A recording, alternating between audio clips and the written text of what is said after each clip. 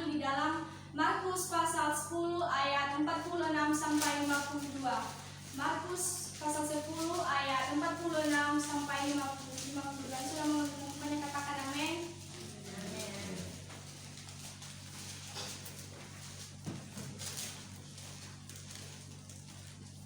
Baik, kita akan membacanya secara bergantian. Ayat 46 dibaca oleh kaum pria, ayat 47 dibacakan oleh kaum wanita, begitu seterusnya, dan di ayat 52 kita akan membaca secara bersama-sama. Baik, saya akan membaca lembar yang diberikan oleh Alkitab Indonesia, yaitu Yesus menyembuhkan Bartimeus. 1, 2, 3. Lalu tibalah Yesus dan murid-muridnya di Yeriko, dan ketika Yesus keluar dari Yeriko bersama-sama dengan murid-muridnya dan orang banyak yang berbondong-bondong, ada seorang pengemis yang buta bernama Bartimeus, anak Timeus, duduk di pinggir jalan. Ketika dinyatakannya bahwa itu adalah Yesus orang Nazaret, mulailah ia berseru, "Yesus anak Daud, kasihanilah aku." Banyak orang menegurnya supaya ia diam, namun semakin keras ia berseru, "Anak Daud, kasihanilah aku." Lalu Yesus berhenti dan berkata, "Panggillah dia." Mereka memanggil orang muda itu dan berkata kepadanya, "Kuatkan hatimu, berdirilah, ia memanggil engkau." Lalu ia menanggalkan jubahnya, ia segera berdiri dan pergi mendapatkan Yesus. Tanya Yesus kepadanya, "Apa yang kau hendaki supaya aku perbuat bagimu?" Jawab orang muda itu, "Rabuni, supaya aku dapat melihat." Bersama-sama. Lalu kata Yesus kepadanya, "Pergilah, imanmu telah menyelamatkan engkau." Pada saat itu juga dia terlihat, lalu ia mengikuti setelah perjalanannya. Amin. Saudara-saudara yang terkasih di dalam nama Tuhan Yesus Kristus, tema kita pada pagi hari ini yaitu percaya pada kuasanya Tuhan. Percaya pada kuasanya Tuhan. Saudara-saudara yang terkasih di dalam nama Tuhan Yesus Kristus, percaya pada kuasanya Tuhan dalam hal ini adalah tidak meragukan betapa hebatnya dan ajaibnya Tuhan di dalam setiap kehidupannya. Namun teman-teman, kita akan belajar bersama-sama mengenai kebenaran firman Tuhan pada pagi hari ini dari kisah seorang Bartimeus. Mungkin kisah Bartimeus ini tidak asing lagi untuk kita dengar, bahkan ini sering kita baca teman-teman. Namun saya yakin dan percaya firman Tuhan selalu baru di dalam setiap kehidupan kita. Amin.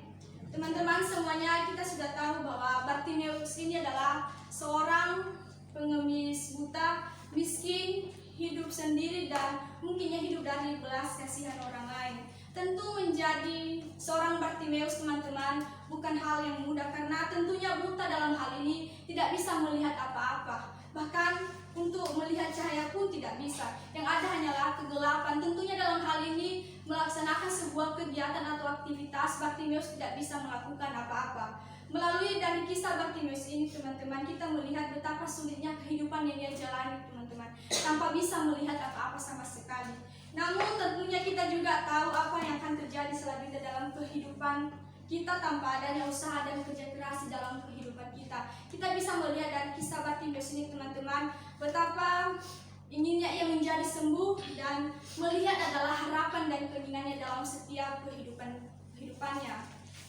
Tentunya teman-teman, seperti kita yang ada di tempat ini, ketika kita mengalami sakit atau dalam keadaan kurang sehat, tentunya menjadi sakit, teman-teman, kita tidak suka, bahkan tidak nyaman. Bahkan untuk melakukan segala aktivitas pun kita tidak bisa apa-apa. Namun teman-teman, dari kisah Bartimeus ini kita dapat melihat, teman-teman, betapa inginnya ia ingin melihat sebuah cahaya supaya dapat bisa melakukan, bahkan ingin seperti orang-orang lainnya yang bisa melihat. Baik teman-teman, pada pagi hari ini kita bisa melihat bagaimana usaha dan kerja keras dari seorang Bartimeus untuk bisa melihat, yaitu kita bisa melihat di dalam ayat 4. Kita bisa baca dalam ayat 6, yaitu lalu tibalah Yesus dan murid-muridnya di Yeriko. Dan ketika Yesus keluar dari Yeriko bersama-sama dengan murid-muridnya dan orang banyak yang berbondong-bondong, ada seorang pengemis buta yang bernama Bartimeus, anak Timeus, duduk di pinggir jalan. Ketika didengarnya bahwa itu adalah Yesus orang Nazaret, mulailah ia berseru, "Yesus anak Daud, kasihanilah aku." Teman-teman yang dikasihi oleh Tuhan, Ketika Timotius mendengar bahwa Yesus keluar dari Yerikho, ia percaya bahwa mungkin ini adalah waktunya atau saatnya ia untuk mengalami mukjizat dalam setiap kehidupannya. Ketika ia mendengar bahwa Yesus dan murid-muridnya keluar dari Yerikho, ia memanggil nama Yesus di situ, teman-teman. Ia berkata bahwa Yesus, anak Daud, kasihanilah aku.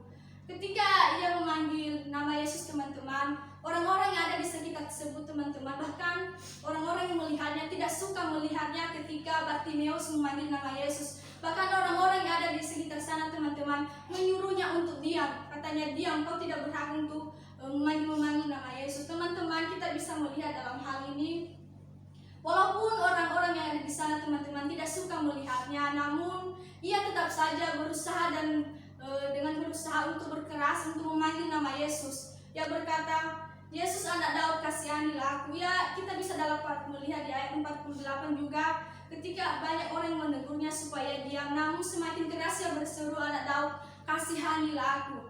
Di sini kita melihat Bartimeus memanggil Tuhan Yesus yaitu sebanyak 2 kali. Yaitu Yesus, anak Daud, kasihanilah aku di ayat 47, dan di ayat 48 dia berkata, anak Daud, kasihanilah aku. Teman-teman yang dikasihi oleh Tuhan, ketika ia disuruh oleh orang-orang di sekitar sana untuk berdiam, artinya untuk tidak memanggil nama Tuhan Yesus, tapi ia percaya bahwa ini adalah saat waktunya ia mengalami kesembuhan di dalam setiap kehidupannya. Bahkan ia berseru kepada Tuhan Yesus yaitu selama 2 kali. Saat itu, teman-teman, Bartimeus sadar bahwa ia bukanlah siapa-siapanya Tuhan. Bahkan Tuhan pun tidak mengenalnya. Namun, teman-teman, mungkin jika kita lihat dari kasat mata, mustahil bagi Bartimeus untuk menjadi sembuh. Akan tetapi teman-teman, ketika kita lihat bagi Tuhan tidak ada yang mustahil. Amin. Pada saat itu, ketika ia mendengar seruan dari Bartimeus, teman-teman, hati Yesus luluh. Bahkan ia mendengar seruan dari seorang Bartimeus ini, kita bisa melihat dalam ayat 50 di mana sampai 51. Lalu ia menanggalkan jubahnya, ia segera berdiri dan pergi mendapatkan Yesus. Tanya Yesus kepadanya, apakah yang kau kehendaki supaya aku perbuat bagimu? Jawab orang buta ini, Rabuni, supaya aku dapat melihat. Ia berkata di situ, ya Rabuni, supaya aku dapat melihat. Teman-teman yang dikasihi oleh Tuhan, ketika pada saat itu Bartimeus memiliki iman percaya yang teguh di dalam setiap kehidupannya. Ia yakin dan percaya pasti akan bisa mengalami kesembuhan. Ia yakin percaya bahwa ia bisa melihat seperti orang-orang lainnya pada umumnya. Namun teman-teman, pada saat itu, teman-teman, ketika Tuhan Yesus berkata, apakah yang kau kehendaki supaya aku perbuat bagimu? Jawab orang buta itu, Rabuni, supaya aku dapat melihat. Lalu kata Yesus kepadanya, pergilah, imanmu telah menyelamatkan engkau. Pada saat itu juga, teman-teman, Bartimeus yang melihat, lalu ia pun mengikuti Yesus dalam perjalanannya. Teman-teman yang dikasihi oleh Tuhan, kita bisa melihat dalam hal ini, iman yang dimiliki oleh Bartimeus adalah iman yang sangat luar biasa.